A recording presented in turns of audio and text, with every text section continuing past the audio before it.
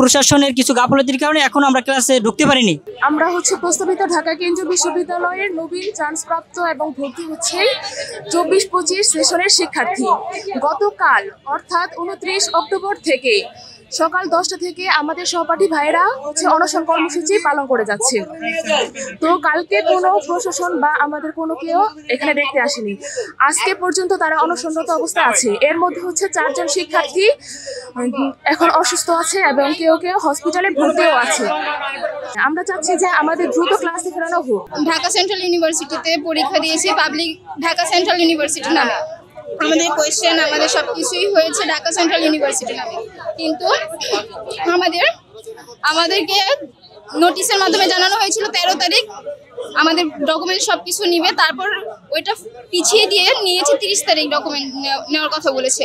আজকে 30 তারিখ, আজকে তারা ডকুমেন্ট নেয়নি। তারা এই ডেটটা পিছিয়ে নিয়ে আগামী নভেম্বরের 16 তারিখ থেকে 31 ডিসেম্বর পর্যন্ত করেছে। আমাদেরকে এরকমভাবে পিছিয়ে আমাদের অবহেলা করা হচ্ছে, তাই আমরা এখানে অনুষ্ঠানে বসেছি। আমাদের ক্লাসগুলো আমরা খুব দ্রুত শুরু করতে চাই, আমরা আমাদের ক্যাম্পাসে ফিরে যেতে চাই। স্বতন্ত্র বিশ্ববিদ্যালয় ক্রাইটেরিয়া মাইনে এই জায়গায় আমরা পরীক্ষা দিয়েছি এবং নেগেটিভ মার্ক সহ সব কিছু ছিল।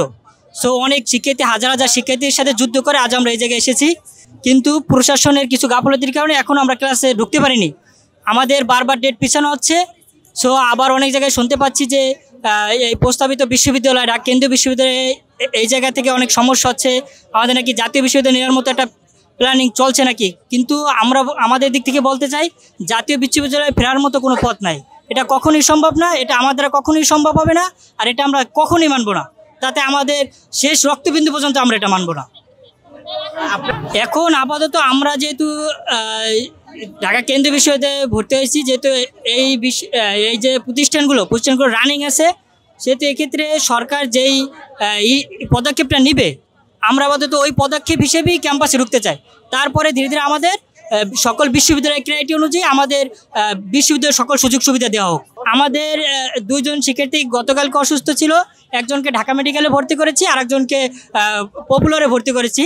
তাদেরকে আমরা ট্রিটমেন্ট দিয়ে বাসায় পাঠিয়ে দিয়েছি। আবার আজকে সকাল থেকে আমাদের 2 জন অসুস্থ আছে।